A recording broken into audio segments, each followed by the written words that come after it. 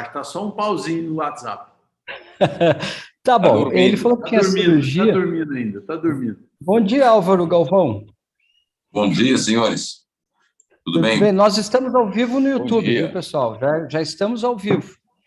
Que legal, prazer imenso estar aqui junto com vocês. Legal. Bom, eu quero, em primeiro lugar, então vamos começar a nossa reunião. Eu vou compartilhar a tela. Em primeiro lugar, eu quero parabenizar vocês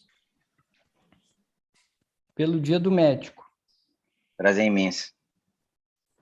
Que maravilha. Narinha, Marcondes, doutor Marco, doutor César Camelino está aí, Daiane. Feliz Dia do Médico a todos. Prazer, Álvaro. Bom dia. Bom, vou começar aqui com uma pequena homenagem aqui, tá? Vamos lá, então. Feliz Dia do Médico. No Brasil, hoje, 18 de outubro, nós comemoramos o Dia do Médico.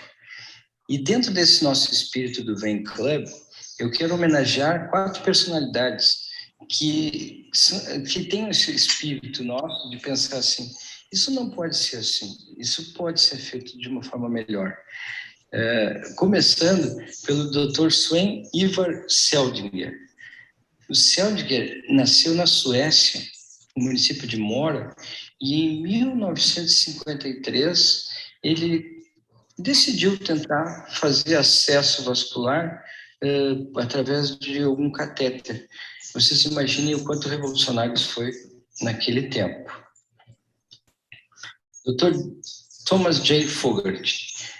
O Fogarty tem uma história muito interessante e lá em 1960 ele introduziu a técnica usando um catéter uretral e cortou o dedo mindinho de uma luva e amarrou na ponta desse catéter para retirar os trombos de dentro das artérias. Ele não era formado em medicina ainda quando ele começou a fazer essa técnica. E só em 1969 que foi reconhecida por um cirurgião que disse, puxa vida, isso aqui realmente... Porque até então ele não tinha credibilidade. E ele tinha como frase dele dizendo, isso pode ser feito melhor. Tem, né? Porque hoje ele tem vinícolas na Califórnia, é uma pessoa muito divertida, de bem com a vida. Dr. Juan Carlos Parodi, que foi um argentino em 1990, que desenvolveu uma técnica para começar a fazer o aneurisma por dentro da aorta. Vocês imaginem, quem é mais velho sabe o quanto isso foi impactante na medicina, na nossa medicina, nessa época. Detalhe curioso, o Juan Parodi operou o Papa da vesícula quando ele era mais novo. E só foi descobrir depois. Dr. Carlos Boné Sala. Dr. Carlos Boné, eu já tinha falado antes nas apresentações, que a gente tem esse pensamento como ele, tipo assim, isso não pode ser assim. E ele, uma vez, tive a felicidade de conversar com ele e disse, olha, eu perguntei, como é que o senhor inventou o laser, né, endovenoso? E ele disse, olha, eu estava numa cirurgia e pensei, isso não pode ser feito assim, a flebestização, né? E daí começou o sonho, começou a criação. E dessa forma eu quero homenagear os médicos dizendo que inovar dentro da medicina é uma coisa muito difícil, porque a gente tem que ser cético, a gente tem que ser rigorosamente científico e conseguir equilibrar as duas coisas de ter olhos abertos para o futuro e, ao mesmo tempo, ser conservador o suficiente para não fazer alguma coisa imprudente, né? Isso realmente é uma qualidade muito grande. Então, dessa forma, eu quero homenagear a todos os meus colegas e vamos começar o nosso Vem Club. Bom, então, hoje temos uma edição especial que é chamada Vem Club Meeting, onde temos mais participantes, né? Temos aqui o Dr. Marco Mesquita, de Ribeirão, né, Dr. Marco? São José do Rio Preto. São José do Rio Preto, isso mesmo. O Dr. Gustavo Barroso, de Feira de Santana, e o Dr. Felipe Mamprim, estão nos dando a honra da presença aqui, e o nosso convidado de honra, que é o Dr. César Carmelino, que hoje, seguindo naquela conversa sobre nosso estudo sobre laser de tributárias, a gente resolveu chamar, até em homenagem, um tributo ao César, porque até onde eu conheço, o César foi um dos pioneiros dessa técnica. Eu lembro, há muitos anos atrás, o César, eu dizia, César, como é que tu faz isso? Fazer laser, por que não faz flebectomia? E o César disse, não, eu faço assim, né? E começou a nos ensinar, a mostrar como é que ele fazia, e inspirou muita gente nesse tempo aí. Então, dessa forma eu inicio, nós estamos transmitindo ao vivo no YouTube. Quem tiver no YouTube quiser mandar alguma mensagem, alguma coisa, a doutora Daiane vai estar atenta, tá? E dessa forma, então, eu passo para o César, se ele quiser iniciar para apresentar a sua apresentação de hoje. Foi?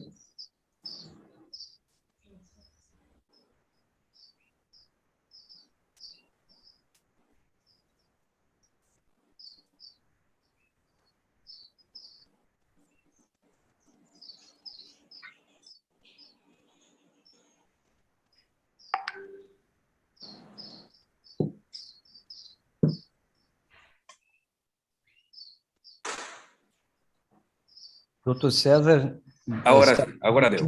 de Lima. E em Lima aí são que horas? 5 horas da manhã, né, César? 5 horas da manhã. Dá para ver minha tela? Dá para ver sim. Beleza, agora sim, estava sem áudio. Então, vamos lá. Este aqui é o hospital onde eu formei na cirurgia, Beneficência Portuguesa de São Paulo. Guardo muitas lindas lembranças do hospital. E aproveitando isso, parabenizar a todos meus amigos da cirurgia vascular, aí na figura de vocês. Então, como você falou, Luiz, toda esta aventura começou com Carlos Bonet.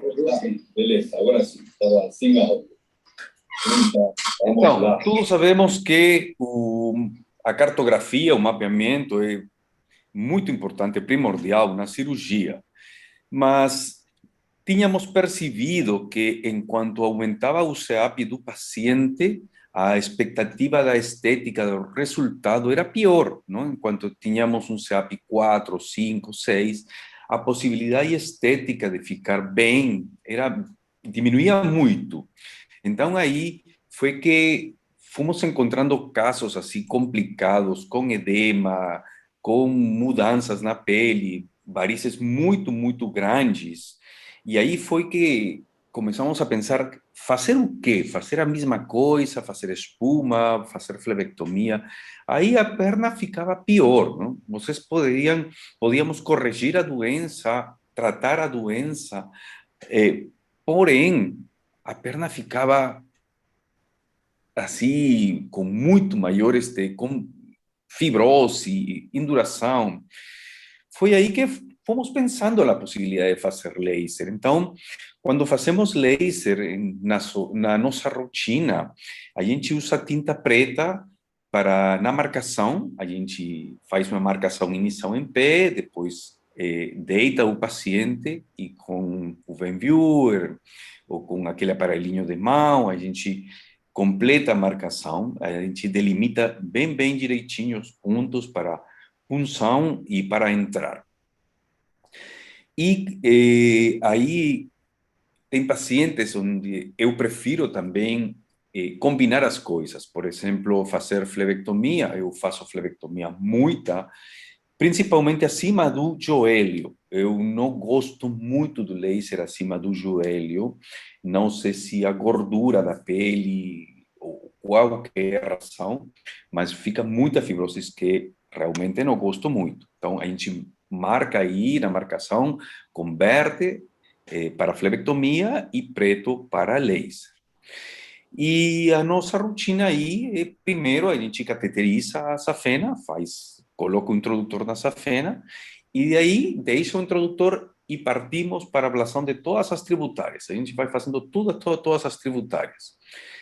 No terceiro passo, fazemos a ablação da safena e, finalmente, a gente deixa para o final as veias que foram marcadas para fazer flebectomia.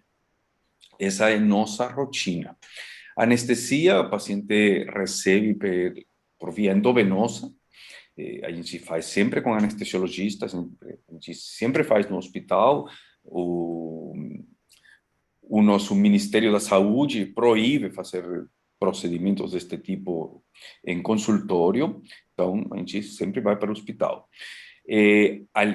Para fazer flebectomia, a gente coloca anestesia na fase 4 e às vezes na fase 2. Aí eu sei que vai dar controvérsia isso aí, vai dar discussão, mas a gente faz muito pouco tumescência na ablação das tributárias. Começamos, faz muitos anos, dá para ver a fotografias aí, 2006, com uma agulha de diâmetro 16 e fazer a punção direta e daí a fibra.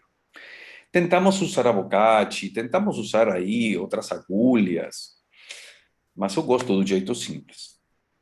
E sempre procuro a forma mais simples de fazer as coisas. Então, a gente começou nos 810, foi para 980, depois 1470, sempre com aquela agulha branca. Depois mudamos para esta agulha que está aqui do lado esquerdo da pantalla, da tela, que é a cor-de-rosa, que é número Que fibra que tu usa? 18.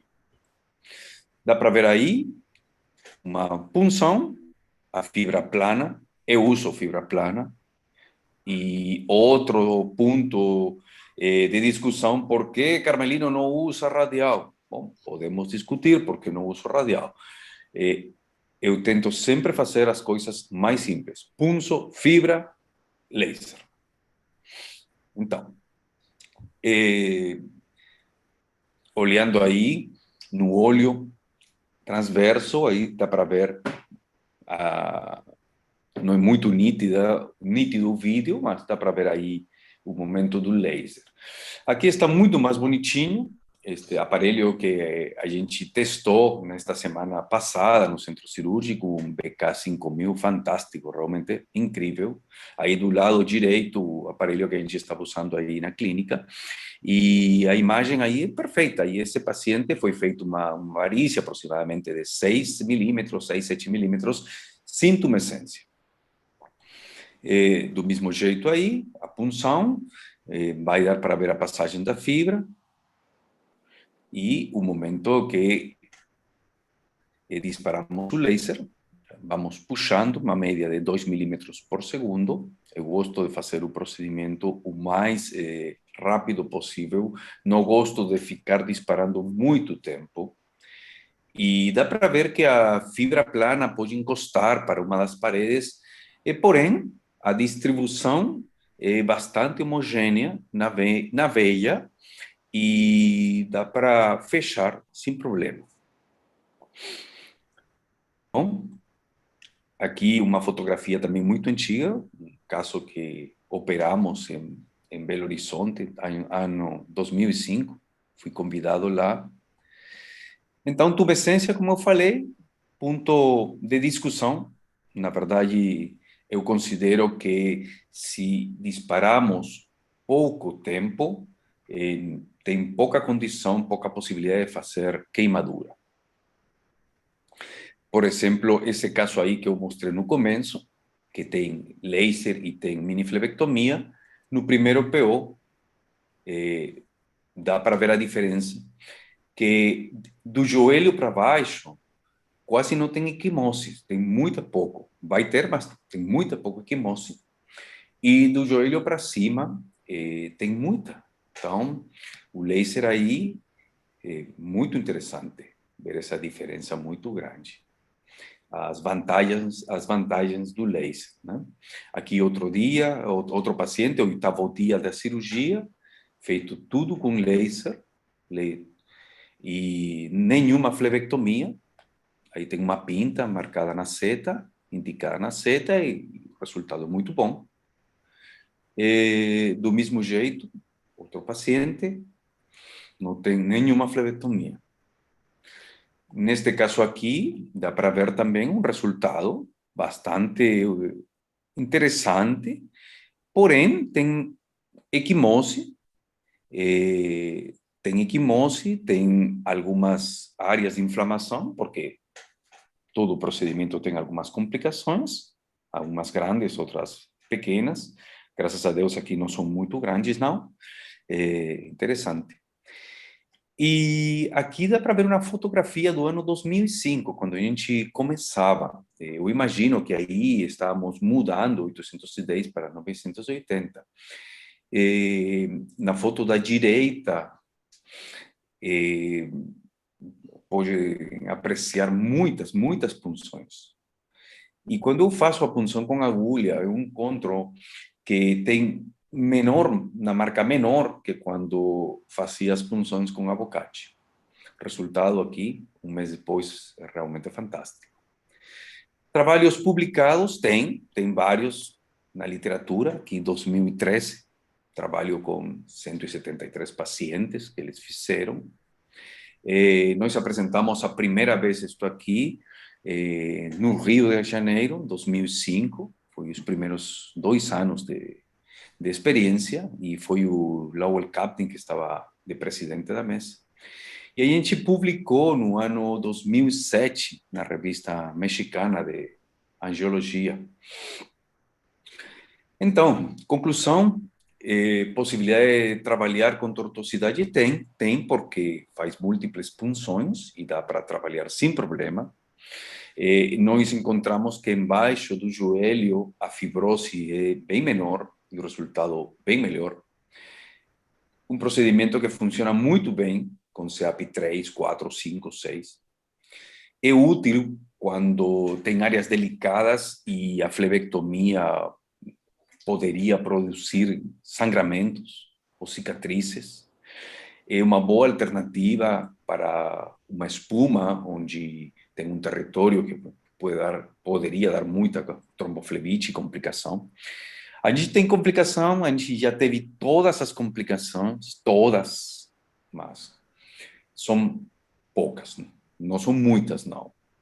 Então, os efeitos indesejados, fibrose temporal, por exemplo, e o resultado estético para esse paciente bem escolhido são muito satisfatórios. Então, poderíamos mudar essa expectativa estética dos piores casos, melhorando, assim que aumentar o CEAP, poderíamos melhorar essa esperança estética do paciente.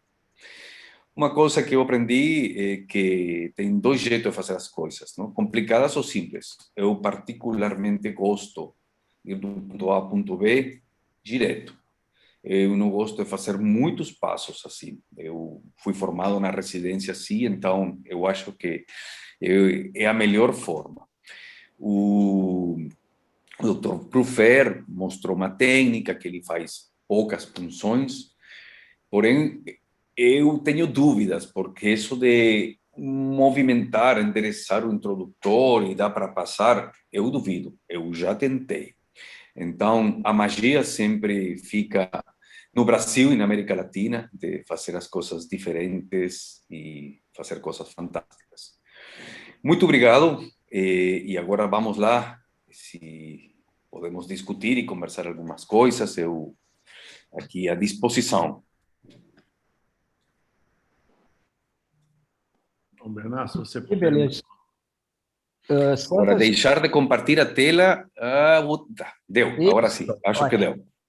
Bom, nós temos 30 minutos ainda, tá?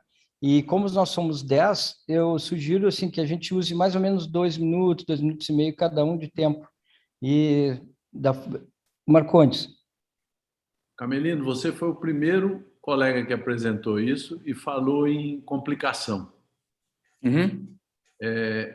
Outra coisa, como você faz a técnica há muito tempo, eu gostaria de saber que tipo de recidiva que você já viu, se você já viu recidiva, além da fibrose que você comentou, que eu nunca tinha ouvido ninguém falar em fibrose, porque toda técnica a gente sabe que tem suas complicações, não tem milagre, a doença é progressiva e crônica.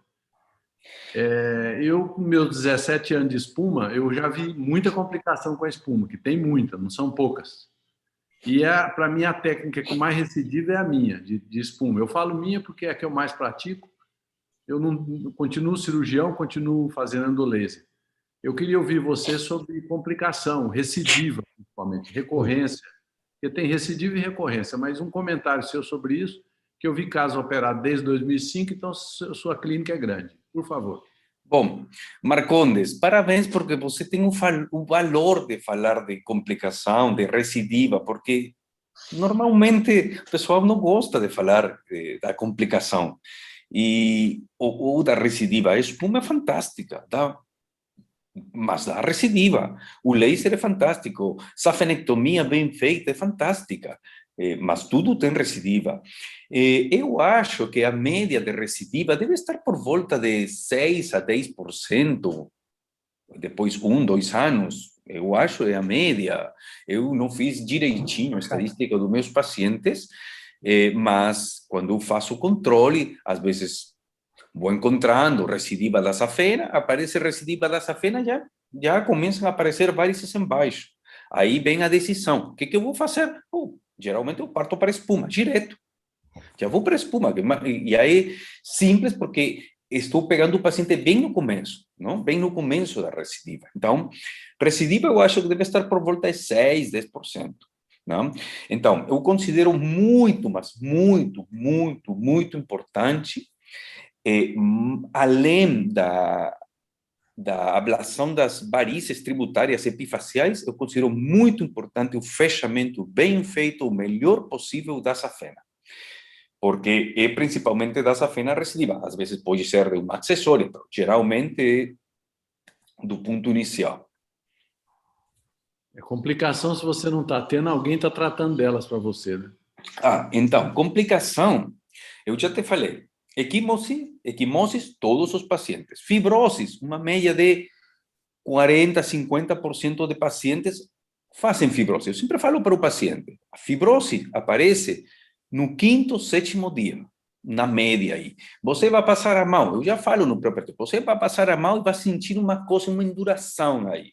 É normal, tá bom? Então, a próxima semana a gente fala, tá? Aí, dá para sentir? Sim, doutor, aqui dá para sentir, ou dá para sentir aqui que está puxando este negócio aqui, então, ok.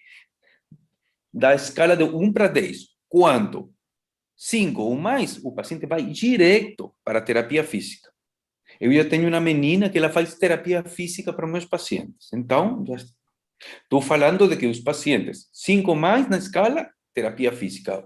Ultrassom, tudo o que ela faz para romper essa fibrose.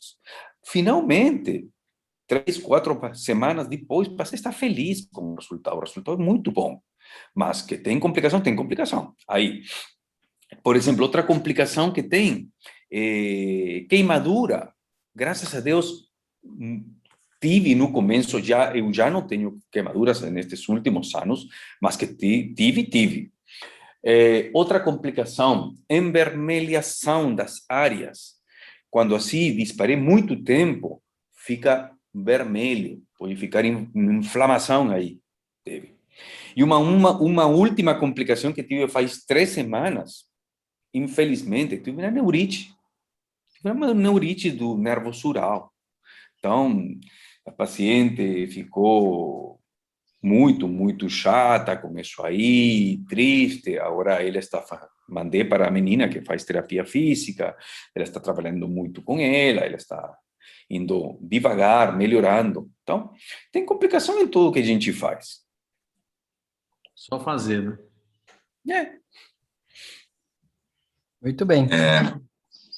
Carmelino, eu gostaria de agradecer a oportunidade e vejo que a sua simplicidade chama muita atenção, porque a gente fica atento a tentar minimizar o tempo cirúrgico. Eu acho que a gente quer simplificar de todas as formas. E eu só gostaria que você me falasse um pouco, falasse para a gente aqui sobre a energia que você usa nessas tributárias e por que da decisão de não fazer a tumescência, nesse caso, uma vez que assim, na safena você também não faz a tumescência ou você faz a tumescência na safena, como é que funciona? Então, eu sou da ideia de usar pouca energia, perdão, pouca potência, pouca energia, poucos leads. Eu sou dessa ideia.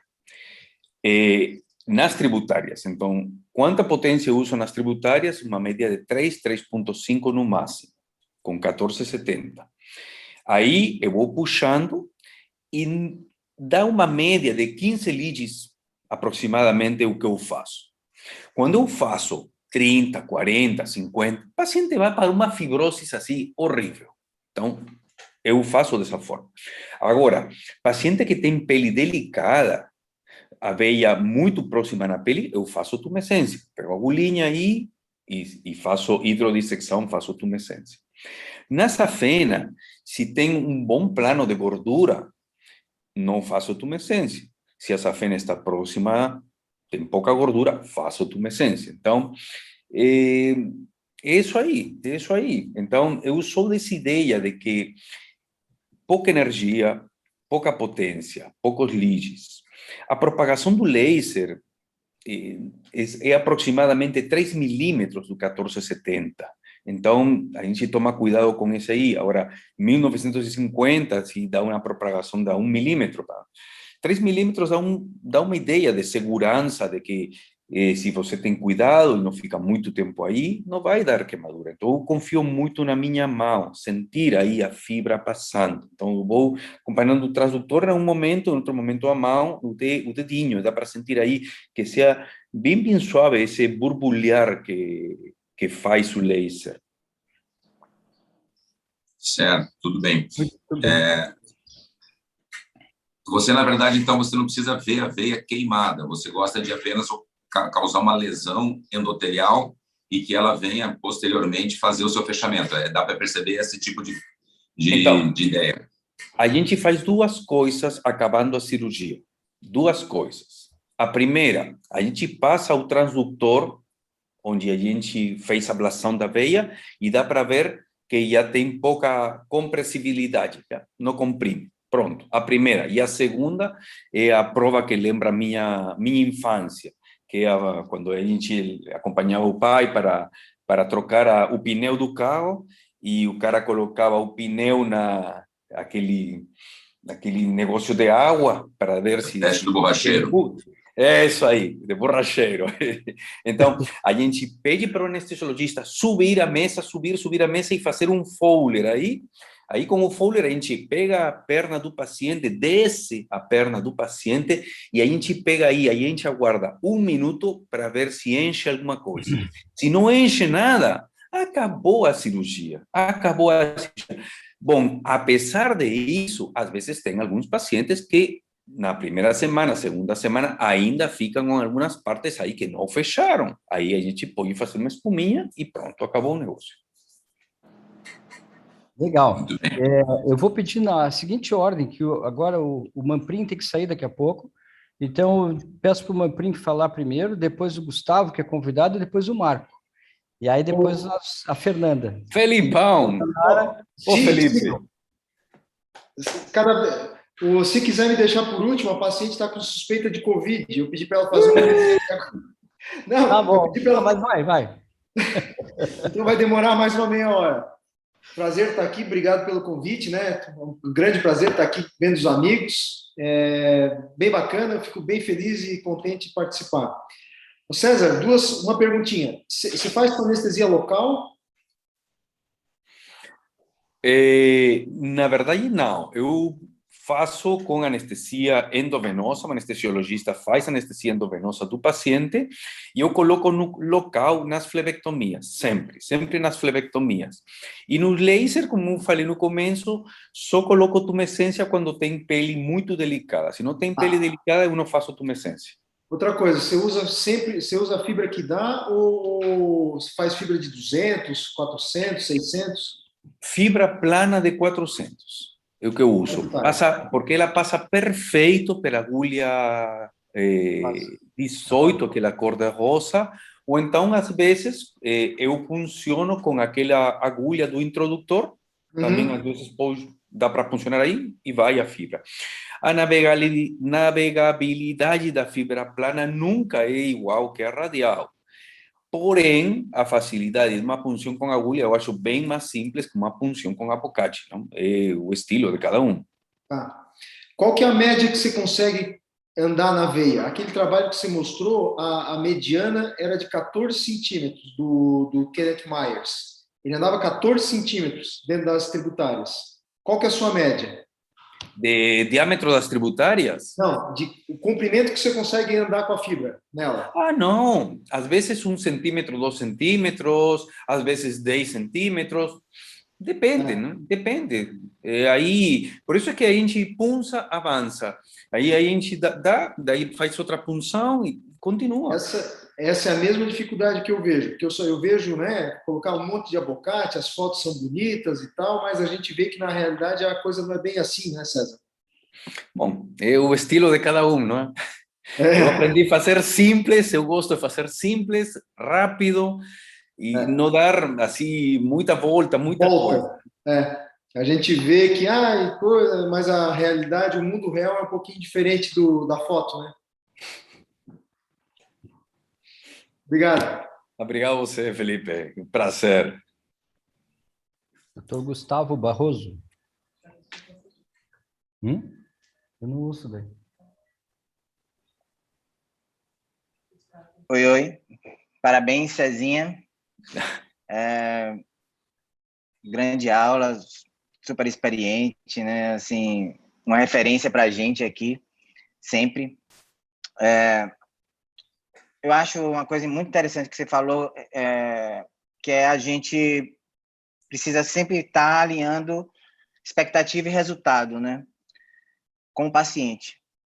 Então, assim, a topografia da veia a ser tratada é uma coisa que eu acho que tem que ser sempre levada em consideração, porque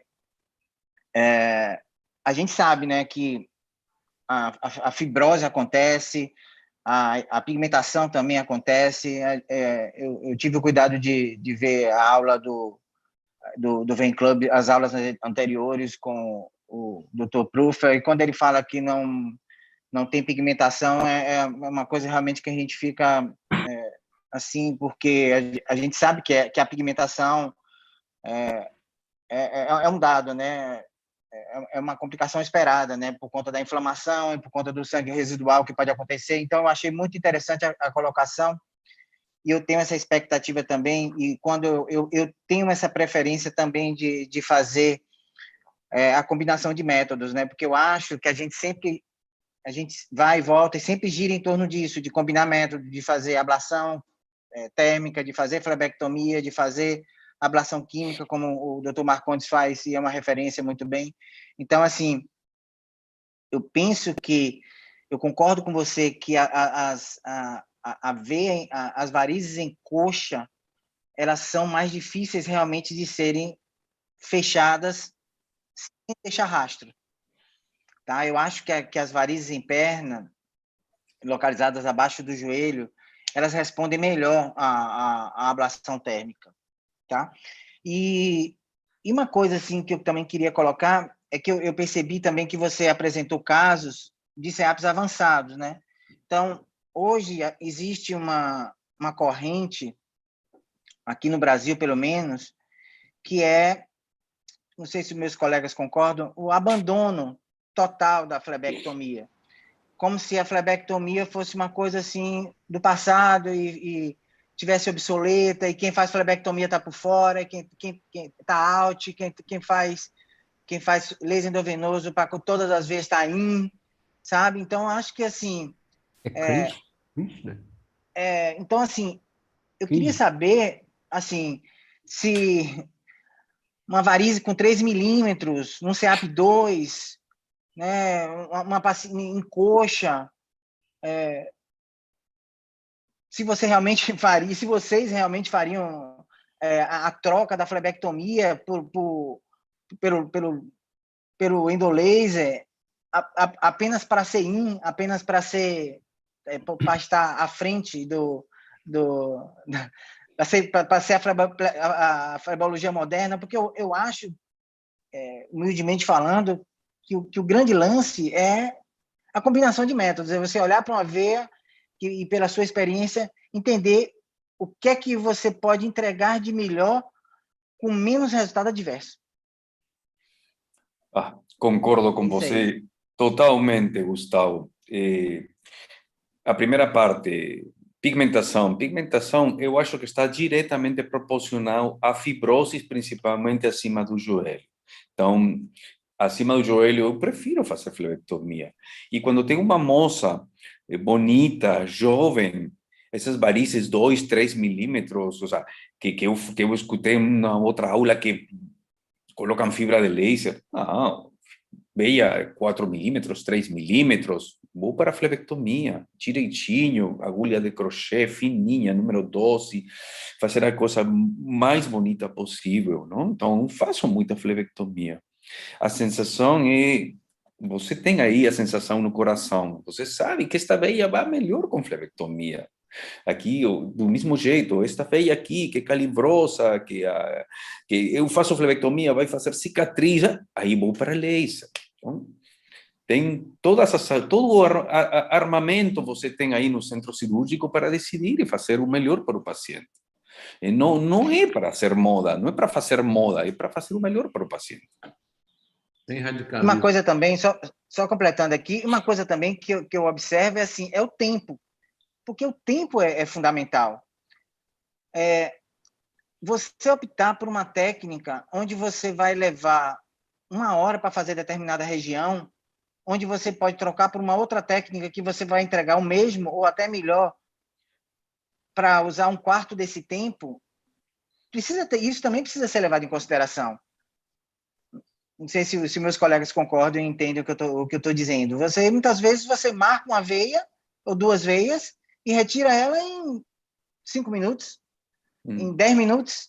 Eu concordo E aí em parte, Gustavo. Eu concordo em parte, porque eu acho que a gente está num momento ainda de curva de aprendizado, sabe? E a gente está vendo isso a endoarterial está nos ensinando isso. Quando começou a endoarterial, era só o Fogarty, por isso até eu coloquei aqueles exemplos ali, fazendo embolectomia. E aí, hoje, o que se faz de manipulação dentro de uma artéria através de um catéter é uma coisa incrível, só que na flebologia nós estamos recém dando os passinhos engatinhando. Então, mas eu estou falando da minha opinião, isso é uma coisa muito pessoal. Eu também fico pensando assim, o que será que é melhor? Mas o critério tempo eu ainda não acho que não dá para considerar muito, porque eu acho que mesmo as pessoas que estão fazendo ainda estão aprendendo aos poucos a desenvolver uma forma mais prática de fazer isso. Então, realmente, é bem demorado, mas tu perguntou se alguém não concorda, em parte, né? Em parte eu não concordo, mas também acho que tem que economizar tempo. Eu quis trazer essa polêmica para o pessoal debater aí.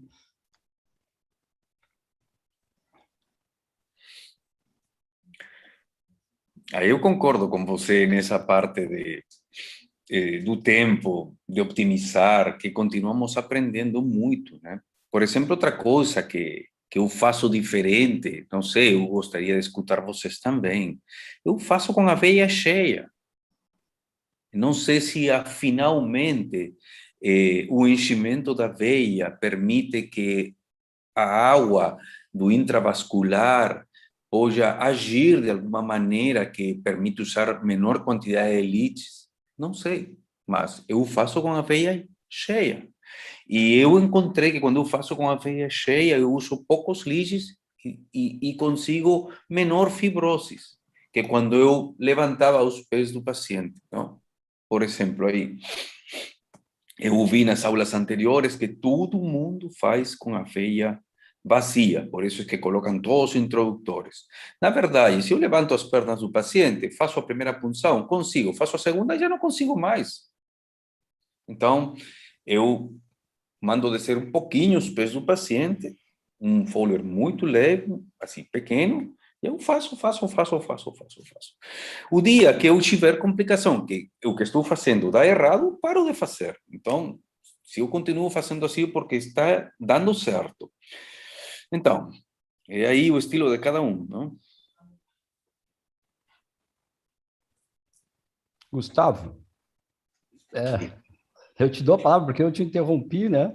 É que tu perguntou quem é que discorda. Eu discordo em parte, mas eu respeito muito o que você está falando. Não, claro. Não, assim, na verdade, eu acho que existe uma indicação, na minha modesta opinião, que é crucial para leis endovenosas em tributárias, que é território hostil, tá? Você tem uma pele que é difícil você retirar aquela veia, tá? Uma veia com bastante volumosa, com bastante, mesmo em território hostil, que você sabe que você vai ter bastante coleção, bastante esclero se você fizer espuma, né? Então, assim, eu realmente acho, eu sou partidário, eu faço leis endovenoso, né, em tributárias também, e ainda mais nesse momento que a gente vive hoje, né, que é o momento de deshospitalizar, né, de sair de centro cirúrgico. Eu acho que o laser endovenoso é uma ferramenta crucial para isso, né, para nos fomentar, para a gente ir nesse caminho realmente da deshospitalização, né, porque a gente com laser endovenoso a gente consegue isso, e também a possibilidade do estadiamento, né, que eu sei que o Manprim gosta também e faz bastante, e a Nara e o Álvaro também, né? Então, assim, você pode realmente optar de fazer uma etapa e completar o tratamento numa sessão posterior, mas eu particularmente, hoje, diferente de, eu acho, talvez, de muitos, eu comecei a fazer espuma muito depois de fazer laser, tá? E não é a minha primeira ferramenta. Eu sempre digo isso, inclusive aos meus pacientes, que a espuma realmente não é a minha primeira opção na grande maioria dos casos, mas em algumas sim, numa varize ciática, por exemplo, que muito tortuosa, que sobe, realmente aí sim. Mas, assim, eu sou partidário, sou fã da técnica do laser endovenoso. Eu acho que para tronco safênico é imbatível. E eu acho que o Albernaz está certo, eu acho que a gente tem que continuar, né? A questão do lead ideal também, né? Porque eu sempre digo uma coisa assim, que uma das coisas mais subjetivas que existe na flebologia é o lead, né? O lead ideal. O lead ideal é uma coisa que realmente a gente busca, né? Qual é o lead ideal para determinada vez? Não sei se a gente vai ter essa conta um dia, né? E esse lead em tributários ainda é mais difícil, né? De ser calculado, né? Então é isso. Doutor Marco. Bom, a grande vantagem de você ser o último a falar é que todo mundo já fez suas perguntas, né? Bom, mas Ainda tem gente para falar. Exatamente. Eu sou um que quero perguntar. Isso. Bom, o doutor Luiz Obenassi foi muito feliz na explanação, que todos nós estamos numa curva de aprendizagem. E é muito comum a gente ter o contato com o Manflim. Bom dia, Manflim. Entendeu? Contato com o doutor Luiz. O que eu faço aqui? O que você acha? Porque, na verdade, nós que somos cirurgiões mais antigos, essa migração da cirurgia para o laser, das tributárias principalmente, nós estamos um pouquinho atrasados em relação ao tronco safênico. A safena, nós já praticamente dominamos a técnica. Doutor César, simplesmente eu gostaria de dizer ao senhor, ou você, algumas dúvidas que eu tive, mas você respondeu agora há pouco na última explanação sua.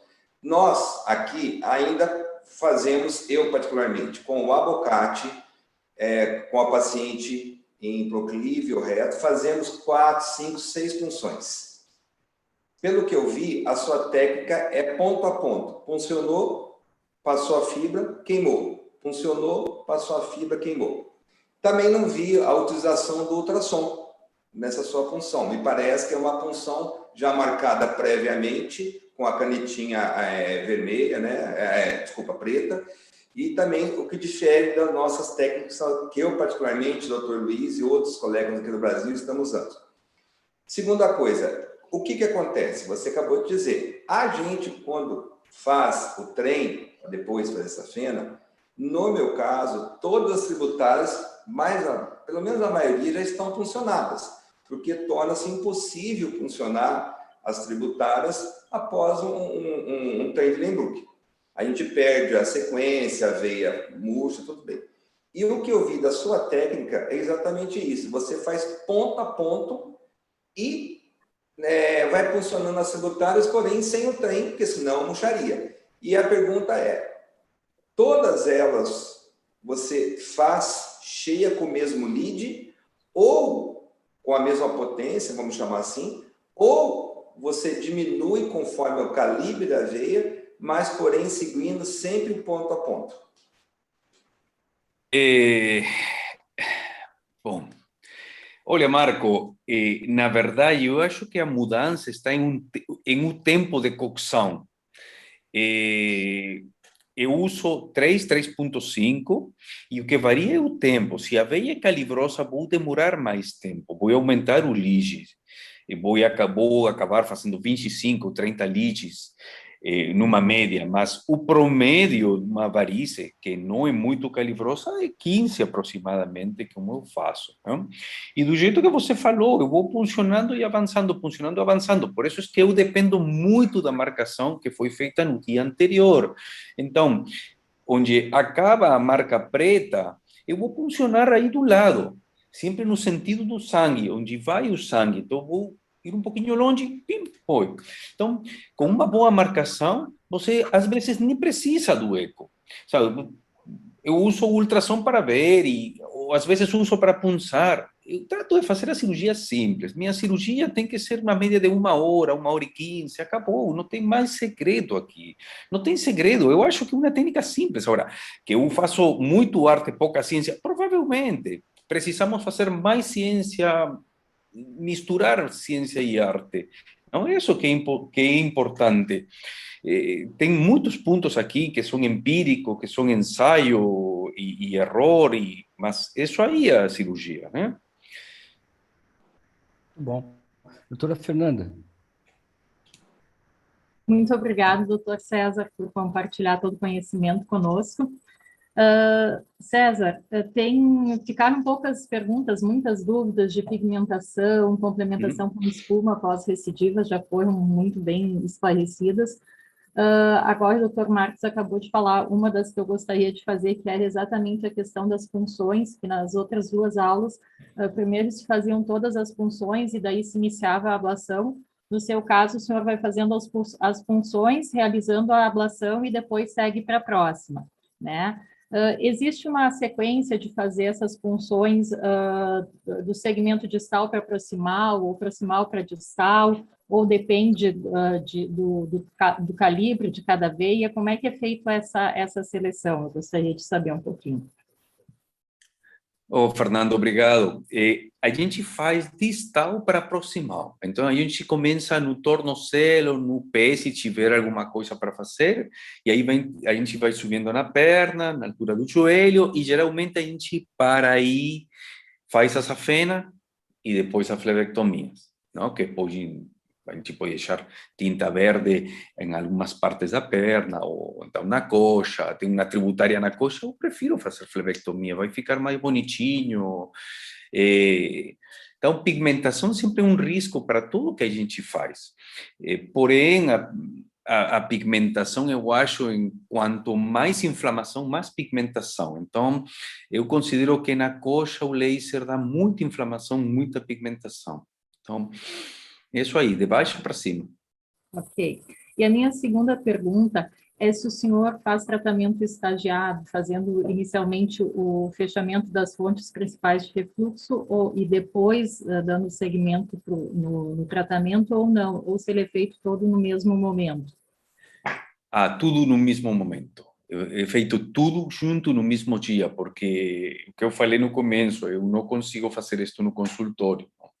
Então, a gente tem obrigação de fazer isso no centro cirúrgico, por a disposição do Ministério da Saúde. Então, a gente tem que fazer tudo. A gente explica para o paciente que a gente vai fazer tudo e que sempre tem a possibilidade de que alguma coisa que a gente tenha que fazer depois, por exemplo, uma espuminha, se fica alguma coisa, não? Ok, então, muito obrigada. Obrigado a você. Doutora Daiane.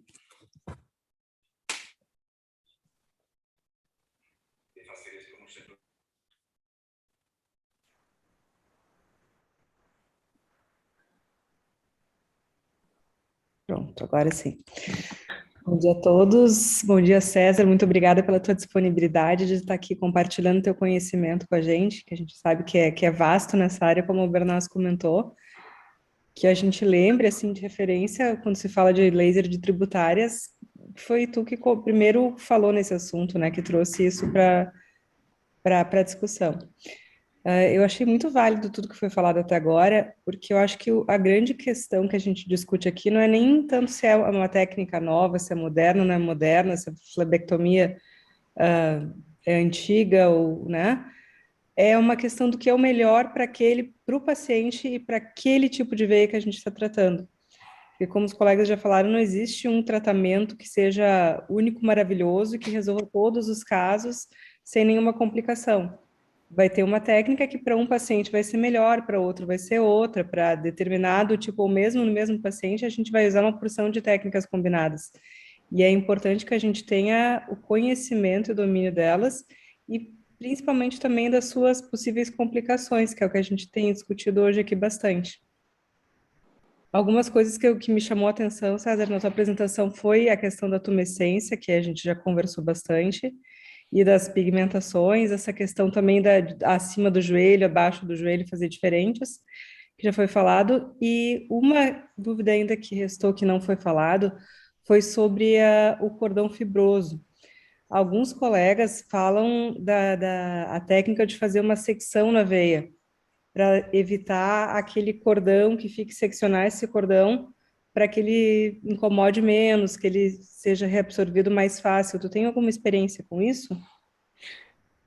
Bom, Daiane, que bom te ver. Obrigado pelas palavras.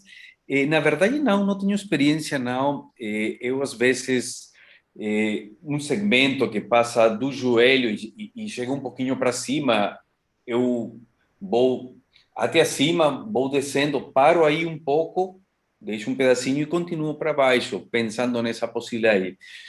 Mas o cordão fibroso é realmente um sinal de êxito para todos os pacientes, só que incomoda os pacientes, incomoda. Infelizmente, alguns pacientes fazem queloide, outros não. Alguns fazem fibroses, mais fibroses ou menos fibroses, mas eu acho que todos têm que fazer fibroses pelo fechamento da veia, né? Então, uma outra coisa é, se tem muita fibrose, também possivelmente vai ter maior pigmentação. E outra coisa, César, pelo que eu entendi, tu faz primeiro as tributárias abaixo do joelho, depois a safena, se tiver safena. Sempre primeiro as tributárias, de abaixo para cima, e depois a safena. Ao começo a gente fazia primeiro a safena, mas paramos porque fechando a safena também diminui o refluxo para as veias e aí complica mais para funcionar. Então a gente deixa um tradutor na safena e vamos para as tributárias primeiro. Tá. E uma última questão, tu comentou que aí vocês têm essa obrigatoriedade de fazer em ambiente cirúrgico, fazer em um tempo só. Tu acha que se não tivesse essa obrigatoriedade, tu veria algum benefício de fazer técnica estagiada? Eu acho que sim. Igual que nos Estados Unidos, o cirurgião faz primeiro a safena, aguarda 3 meses, vê o que está ficando, faz um segundo procedimento, terceiro procedimento. E é um sistema americano que o cirurgião vai receber mais dinheiro se ele não pisa o hospital, se não chega no hospital, né? No nosso caso é absolutamente diferente. Aqui o plano de saúde do paciente não paga se ele faz uma cirurgia no consultório, aí complica. Então, tem que ir para o hospital. Não tem outro jeito. Igual a gente faz cirurgia ambulatorial, o paciente ingressa 2 horas antes, faz a cirurgia e 1 hora e meia, o paciente está indo de alta para caminhar em casa. Tá bem, muito obrigada mais uma vez pela tua disponibilidade. Um gosto, um prazer, Daiane. Doutora Nara Medeiros. Um ótimo dia a todos. Primeiro, agradecer, doutor César, pela generosidade. E agora eu entendo que desde o nosso módulo de laser endovenoso, o Albernaz falou que a sua aula seria o fechamento, e hoje eu entendi porque seria o fechamento. Nossa, foi perfeito. Acho que veio realmente assim para fechar com chave de ouro, Albernaz, esse módulo maravilhoso que eu falo assim, com brilho nos olhos. Eu estou muito, muito feliz aqui, estou até um pouco emocionada, doutor César, porque eu faço a técnica do endolaser tributárias desde 2009, né? Então, eu acompanho assim, o seu trabalho desde o começo. Também comecei a fazer as tributárias com a fibra plana. Na época, o laser era 980. E, assim, sou adepta da simplicidade. Realmente, você funcionar com agulha ou com gel e usar a fibra plana torna muito mais rápida a técnica, né? E realmente, assim, está totalmente relacionado com a curva de aprendizado. Hoje eu opero muito, muito mais rapidamente com laser do que a flebectomia. Na verdade, vou botar um colete. Eu não faço flebectomia, eu só faço... eu não botei o colete hoje, mas, enfim, eu não faço flebectomia já há muitos anos. Tenho, assim... falo isso assim, realmente de coração aberto. Em 2015, eu conheci o professor Kazu, e aí isso meio que completou a minha técnica cirúrgica, porque realmente eu utilizava mais o endolaser para as varizes de maior calibre e complementava com a espuma. Também faço espuma desde 2007. Geralmente eu faço no ato cirúrgico mesmo. E aí, com o filho, a gente vai vendo qual que é a melhor varizes que vai com a fibra, qual melhor variz vai responder também com a espuma. Faço mais a espuma justamente nessas varizes mais de coxa, deixo menos espuma para as varizes mais de perna, porque são as que vão pigmentar mais, e o laser não pigmenta realmente. A tumescência utilizo da mesma forma que o senhor, quando é necessária apenas, porque isso deixa a técnica muito mais rápida. Fiquei muito feliz também com essa padronização dos novos colegas que estão tentando, de certa forma, padronizar a técnica do endolaser com a punção de abocates, com essa múltipla punção, porque se padronizarmos a técnica, de certa forma, a gente vai conseguir expandir mais ela, né? Na hora que a gente começa a padronizar a técnica, mais pessoas têm acesso a ela e mais pessoas começam a fazer. E na flebologia, que é uma ciência linda, né? Eu escolhi ser flebologista já há muitos anos, porque ela nos dá opção, não é? Nós temos veias que vão bem com a flebectomia, que vão bem com a endolaser, que vão bem com o clax, que vão bem com a espuma. A mesma veia, né? Isso da mesma forma que tem vezes que vão melhor com outra técnica. Realmente eu parei de fazer a flebectomia não porque eu não acredito na técnica, mas porque aumenta o meu tempo cirúrgico. E hoje consigo fazer tudo no meu consultório. Na verdade, sou totalmente outpatient, faço todos os procedimentos na minha sala, no meu consultório, e associo também o clax, né? Como eu tenho um laser transdérmico, nessas veinhas de menor calibre, eu já disparo o laser, né? Naquela que eu vejo que vai ter uma maior pigmentação com a espuma. E quando eu vejo que essa veia vai bem com a espuma, eu nem uso clax, para justamente diminuir meu tempo cirúrgico com aquela paciente. Uma coisa que eu aprendi ao longo desse último ano, estudamos muito Shiva, né? Sou muito grata aqui a esse grupo, porque isso também me trouxe uma segurança em não querer fazer tudo ao mesmo tempo, né? Eu também fazia tudo assim, de uma vez só, porque iniciei também em hospital, fazendo o laser já nos pacientes que a gente operava no hospital. Mas parei de fazer a flebectomia e parei de fazer a raquianestesia por conta do laser. E isso me trouxe para o consultório. Então, assim, estou muito feliz, muito obrigada. E, na verdade, eu queria... Uma pergunta o senhor já respondeu, que era sobre se funcionava já a veia safena com o introdutor antes, porque, como o senhor falou, faz primeiras tributárias para depois fazer a safena, o senhor já me respondeu. A outra na verdade, quem usa fibra plana sabe que o risco de você poder queimar a pele, né, é maior, então tem que ter um maior cuidado quando você navega nessas vias mais superficiais. E aí, o senhor usa alguma manobra para evitar essa queimadura de pele, ou só a tumescência mesmo? O que eu faço é botar o dedo acima, então, para tentar levar a fibra para baixo, ou às vezes com o transdutor, não? Então, assim a veia não fica para cima, vai para baixo. E a gente usa pouco tempo, não? Eu vi em umas aulas a palavra carbonização da fibra. A carbonização existe em todas as fibras, porém, mais existem as fibras planas que nas fibras radiais. Se você dispara com muita potência uma fibra plana, é mais fácil fazer carbonização. Se você dispara com menor potência e menos tempo, vai fazer pouca carbonização. Então, a gente encontra também esse detalhe, que usando fibra plana, carboniza muito pouco, muito pouco, quando a gente faz pouco tempo, pouca energia, pouca potência. Muito obrigada. Muito obrigada mais uma vez por ter acordado tão cedo, às 5 da manhã, né? Aí, tanta curiosidade, foi maravilhoso. Bom, obrigado. Eu não sei se o César pode estender um pouquinho, eu imaginei até umas 8h15, mais ou menos. Se alguém ele vai tiver correr agora, o Bernardo. Ele vai correr 50 quilômetros agora, deixa ele ir. Tá bom. Eu gostaria só de fazer uma pergunta ainda para o César. Se tem tempo ainda, César? Não, tenho. Tá. Então, é o seguinte, eu fiz aquela introdução para colocar o contexto do que a gente está pensando em relação ao futuro.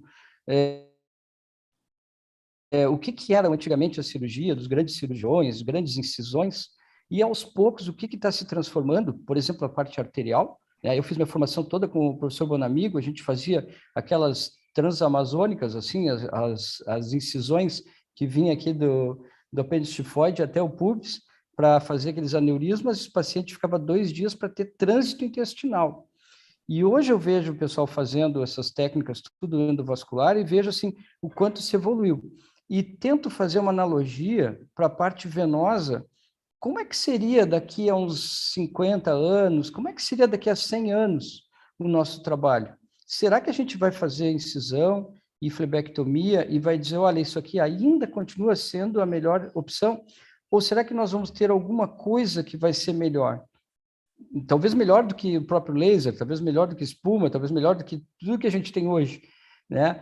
E nesse pensamento, eu pensava assim, ó, imagina fazer uma punção com laser, até eu falei para a Dai ontem, se tivesse uma maquininha que fizesse assim, ó, entra na veia, dispara e tira, entra na veia, dispara e tira, entra na veia, dispara e tira, você vai fechando por dentro toda ela, que maravilha que seria, né? Mas aí tem a tumescência, aí tem a incisão, que tem que ter um abocate maior, por causa da fibra radial. E aqui eu estou querendo trazer o seguinte, a experiência do Carmelino, que é muito anterior, ele já fez toda essa curva, ele já tentou fazer a radial, não falou aqui, mas eu imagino que sim, né, César? Já veio evoluindo, já fez com o paciente perna para cima, já fez perna para baixo, e ele está chegando num patamar diferente e está nos trazendo umas coisas diferentes. Por exemplo, eu fico preocupado, pensando como é que eu vou fazer pouca tumescência no paciente, né? Claro, por que a pouca tumescência? Porque se faz muita tumescência, aquele soro, a solução tumescente se espalha e fecha todas as outras veias que estão do lado e não consegue funcionar mais nada. Mas aí, se fizer pouca tumescência, é melhor, porque vai conseguir enxergar outras. Ok. Aí eu fico pensando, então, e a fibra reta? A fibra reta, será que precisa ser fibra radial quando tem uma tributária tão pequena? Será que a energia disparada por uma fibra de 400 não é suficiente para fazer toda a ablação de toda a veia? Não é uma safena que nós estamos falando. Então, se a gente conseguir chegar nesse ponto, nós vamos pensar o seguinte, olha, não precisa abocate, não precisa introdutor grande, pode ser uma agulhinha rosa, pá, entra lá direto, que é o que o César está fazendo, né? Aí a gente vai pensando assim, e será que precisa o Trendelenburg? Eu faço com Trendelenburg, mas para fazer Trendelenburg tem que fazer antitrem, punção, trem, ablação, antitrem, punção, trem, ablação. E é bem demorado. E aí nós começamos a entrar no que o Gustavo trouxe, que eu acho que é super importante, justamente essa questão do tempo, porque, para mim, hoje, o maior impasse desse aprendizado é o tempo, porque a gente está usando a hemodinâmica venosa, o estudo que a gente fez com o Shiva, então, por exemplo, varizes muito grandes, a gente faz a ablação das tronculares, espera esvaziar, e no segundo tempo sobra pouca coisa para fazer. É muito bom isso. Mas tem pacientes que não têm deságue para baixo, tem as perfurantes pequenas, aí tu tem que fazer num tempo só, que sai melhor o resultado. Só que daí entra no que o Gustavo falou, o tempo, né? Como é que a gente vai fazer para fazer isso economizar tempo?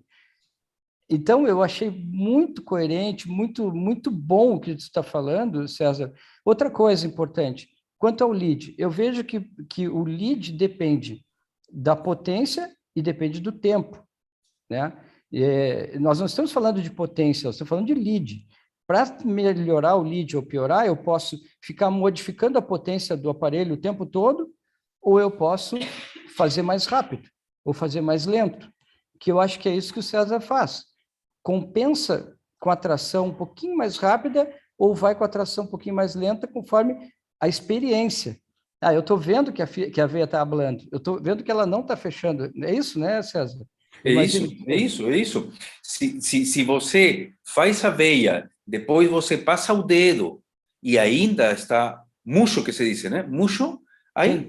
funciona de novo. Ou quando... Essa dica é muito importante de fazer o antitrem e ver se ela está cheia ainda. Claro, e depois quando você desce a perna, você vê que ainda enche um setor aí, pum, punça, completa e acabou. Então, E outra coisa, a veia vazia. Tem segredo, não? Às vezes, com a própria pressão do aparelho de eco, tu consegue colabar ela. Não precisaria, sim, totalmente. teoricamente, fazer absolutamente. Né? Absolutamente. E a minha pergunta, então agora eu vou fazer minha pergunta. Aquelas veias, César, que são assim, ó, muito tortuosinhas, que vão... Tu tem que fazer uma para lá, uma para cá, uma para lá, uma para cá, uma para lá. Tu vai fazendo uma por uma, ou tu faz os pontos mais estratégicos e deixa o resto fechar sozinho por compressão? Não. Vou continuando o percorrido da veia. Então, eu trabalho com Juan, que é meu parceiro, meu assistente, faz 15, 20 anos, a gente trabalha junto. Eu funciono aqui, ele continua do outro setor. Então, eu funciono, tu passando a fibra, ele está funcionando do outro lado. A gente vai combinando. Legal. Quanto tempo de compressão tu deixa depois? Você me pergunta da meia elástica? Eu não sei como é que tu faz a compressão. A gente bota aquele algodão com micropore em todos os lugares, bota uma gasa, a meia elástica e uma faixa elástica acima do dia seguinte. O paciente dia seguinte tira a faixa elástica, fica só com a meia. Mais nada. Pode tomar banho no dia seguinte e no segundo dia. Tá. Uma coisa da nossa experiência de varizes nos pés, tá? A gente teve uma impressão que quanto maior o lead, menor cordão fibroso, né? Agora, eu vejo que tu faz uma potência menor, mas eu acho que talvez deixe mais tempo, porque eu vi pela imagem do ultrassom que a veia ela faz bem direitinho toda a ablação dela e tu enxergou aquilo. Tchau, Fernanda. A Fernanda tem que sair. E assim, menor lead faz com que a veia, às vezes, feche incompletamente. E quando ela fecha incompletamente, ela faz... Tchau, Dai. A Dai também tem que sair. Ela faz um coágulozinho dentro, esse coágulo pode fazer pigmentação e inflamação. E daí, a minha pergunta, tu faz drenagem de algum ponto que fique com coágulos ou não tem isso? Não, não, nunca. Eu acho que aí poderíamos falar, se estivesse Marcondes aí, porque a escleroterapia com espuma é diferente que a ablação com laser, não? O mecanismo é diferente. Então, em espuma você punça e tira, aqui você punça e não sai nada, não sai uma coisinha muito pequena. Não, o que eu pequena, perguntei é assim, por exemplo, aqui tem um monte de curvinhas, né? Então, tu faz para lá e faz para cá. Mas quando chega na esquininha da curva, às vezes tem um ponto outro que não, o laser não chegou. E esse ele coagula, ele fecha. E é esse ponto que eu pergunto se em algum lugar incompleto sobra algum coágulo que não foi ablado. Na verdade, a veia vai fazer fibrose finalmente, né? E você às vezes não chega aqui na curvinha, porém a dispersão da temperatura também consegue fazer mais alguma coisa, um pouquinho mais na frente, não? Muito Por isso bom. que é importante, ao final, a prova da borracharia, não? De descer a perna e ver se tem alguma coisa aí que ficou, não? Ótimo, se tem alguma coisa, a gente marca aí, pum, pum, pum, pum, se acabou. Muito bem. Ó, Bernays. Oi. Eu queria fazer uma colocação aqui, eu saber a experiência de vocês. Assim, para mim, o caso mais desafiador para fazer laser endovenoso em tributária é aquela paciente que tem uma varize de, digamos, 4 milímetros, 5 milímetros em toda a lateral de coxa, muito tortuosa, onde é impossível você progredir pouco mais de 2 centímetros com o laser endovenoso. Então, fazer a opção de tratar essa veia por laser endovenoso, para mim, ainda é um desafio. E, francamente, assim, eu não consegui ainda substituir esse tipo de tratamento, de substituir a flebectomia pelo laser endovenoso nesse tipo de paciente.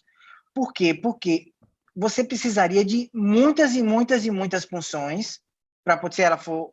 Eu estou falando de uma veia extensa, de toda a lateral de coxa. Você, em uma das aulas anteriores, a gente mostrou uma veia como essa. Então, ia acontecer também de você não só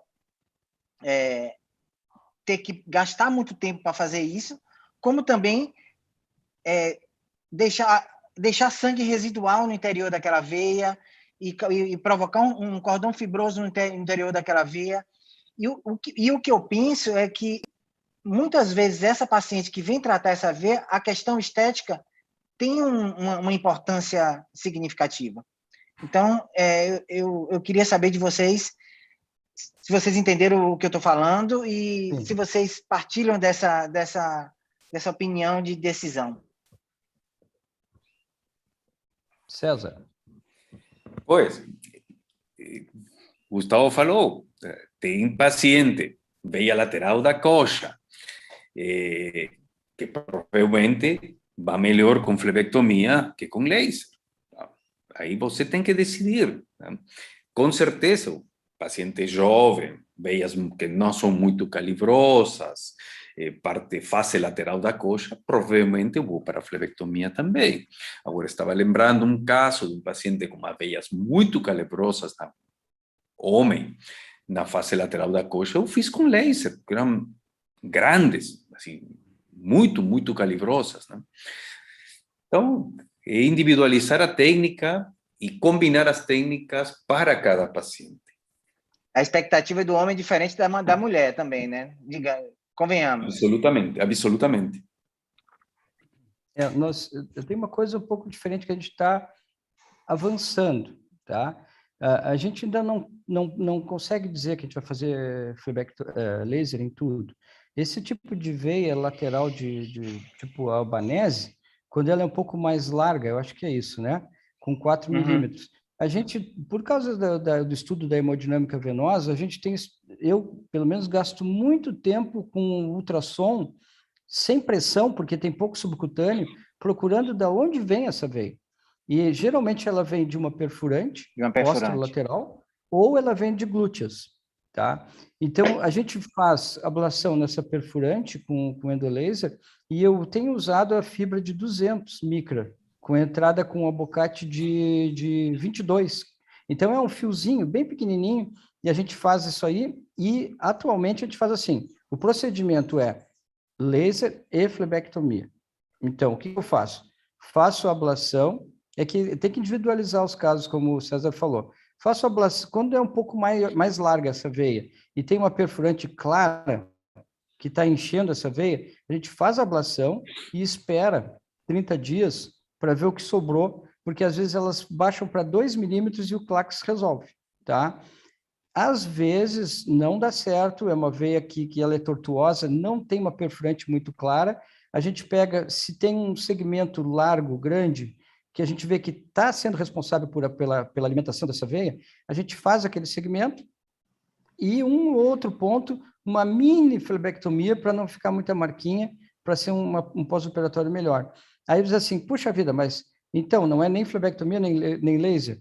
Eu acho que sim, não é nem flebectomia nem laser, a gente faz as duas coisas, entende?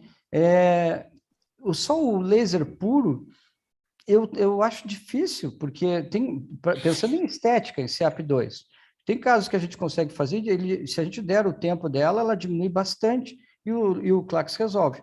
Mas tem casos que não, tem casos que tem aquela veia dentro da pele, que você olha assim, tá aquele azul dentro da pele, aquela veia ali não dá para fazer com endolaser, mas às vezes com Clax ela resolve. Se tu tirar a força dela, com Clax tu resolve essa veia. Então, tem todas essas variáveis que a gente está aprendendo ainda, vamos dizer assim. E eu acho que nós vamos ficar aprendendo por uns 10 anos ainda, esse procedimento. Para depois aparecer uma coisa melhor que a gente vai abandonar tudo e fazer outra. Sim, quando acabemos de aprender, vai aparecer alguma coisa nova, né? E eu até já sei o que vai ser novo. Assim, eu acho que vai ser a técnica do Dr. Hag. Eu queria mesmo ouvir sua opinião, Mampra. Eu queria mesmo ouvir sua opinião, Mamprim. Assim, eu sou do conceito, assim, a deshospitalização para mim foi uma coisa assim, foi uma iluminação que eu tive, né? Então, nós também. Nesse momento, agora o resultado da paciente saiu negativo. Eu vou fazer flebectomia.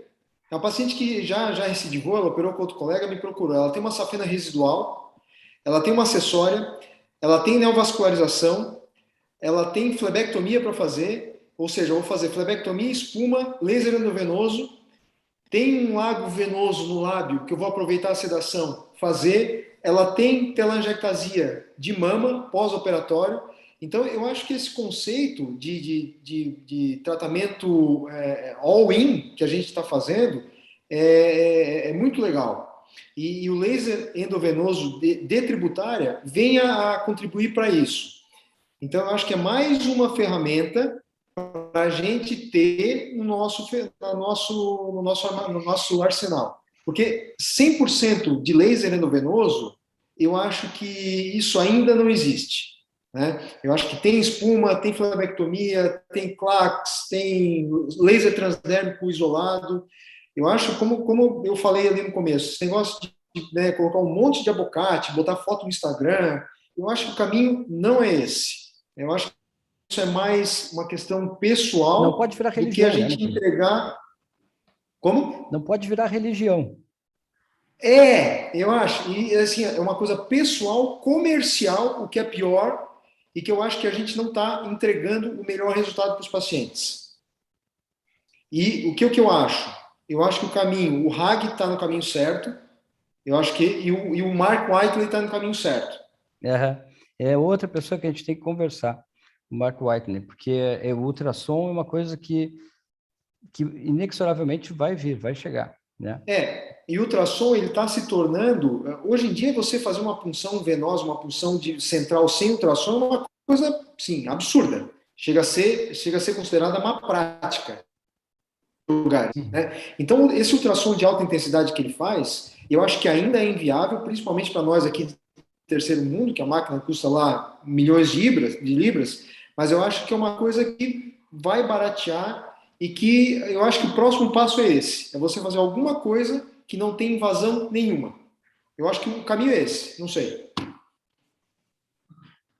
Dai, tu quer falar? Que a Dai deu tchau aqui para a Fernanda no papo e eu achei que a Dai ia sair.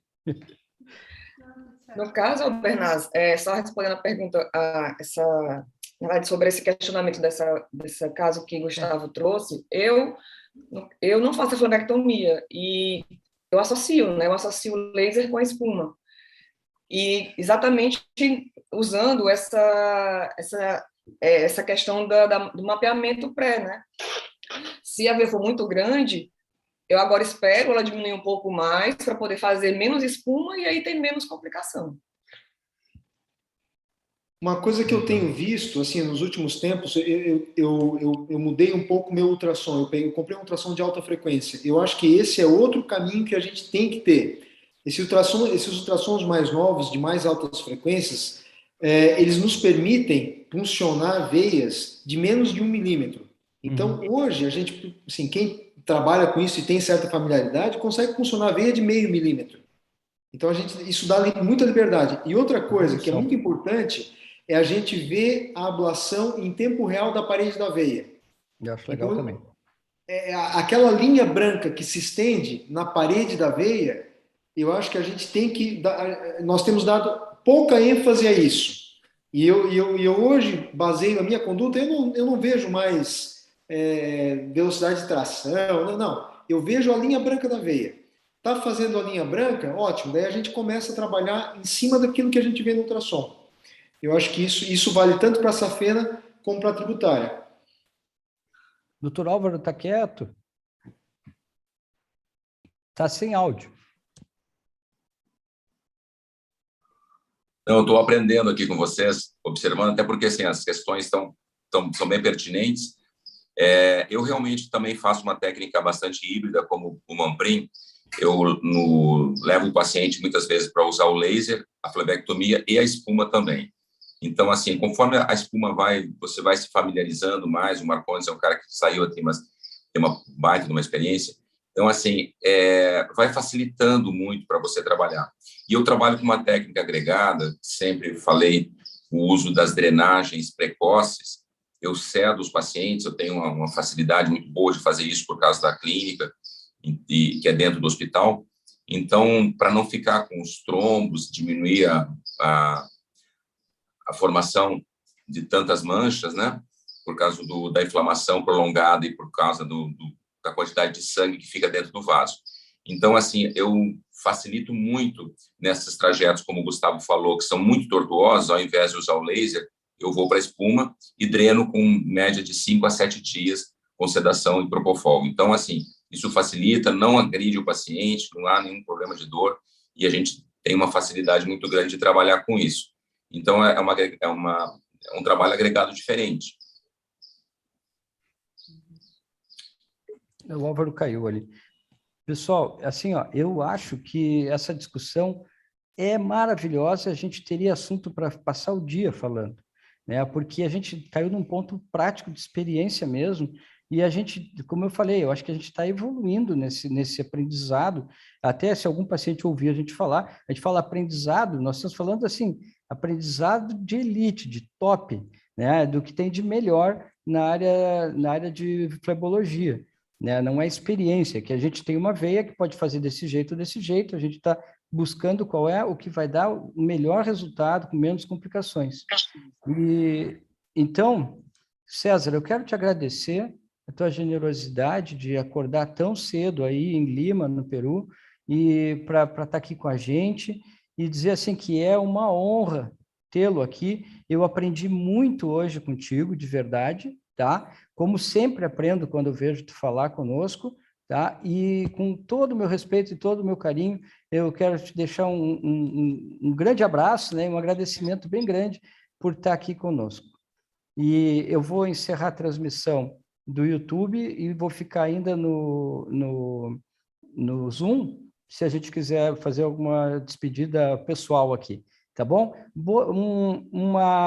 Nara, um excelente dia e uma semana iluminada, tá? Eu desejo para vocês. Tchau.